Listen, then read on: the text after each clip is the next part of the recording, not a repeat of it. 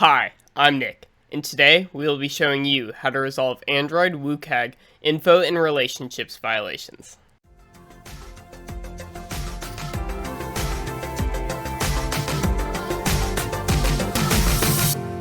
WCAG 1.3.1, titled Info and Relationship, states that information, structure, and relationships conveyed through presentation should also be able to be determined programmatically.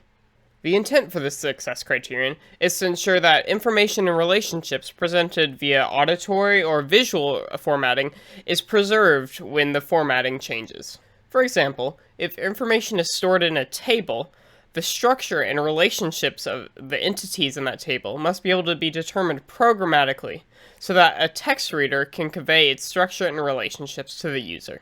For more information on WCAG info and relationships violations, check out this link here. Link also in the description down below. Let's go ahead and fix an info and relationship violation with the help of the Mesmer JetBrains IDE plugin. Here we have an info and relationships violation.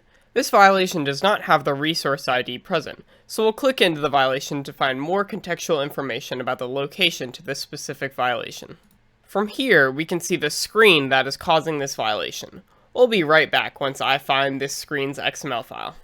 From the XML file, we can see that this table is formatted with 3 separate text views, meaning that the individual columns cannot be determined programmatically. Let's take a look at the screen reader to see if it sees the same thing. Let's try clicking on one of the entries of this table to see if the screen reader is able to read an individual entry. Tuesday pancakes, Caesar salad. So the screen reader is not able to determine the individual columns of this table. Let's fix this. I'm going to go ahead and fix this violation with the power of movie magic. But first, don't forget to like and subscribe for the YouTube algorithm. And we're back. Let's take a look at some of the changes we've made to resolve this violation. First up, each entry in the table now has its own text view and its own column within a larger table view. You can see the format for this layout in the bottom left. Next, we'll take a look at what the screen reader sees to see what kind of changes this makes.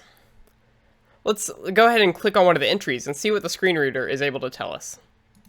Pancakes Tuesday says breakfast. Double tap to activate.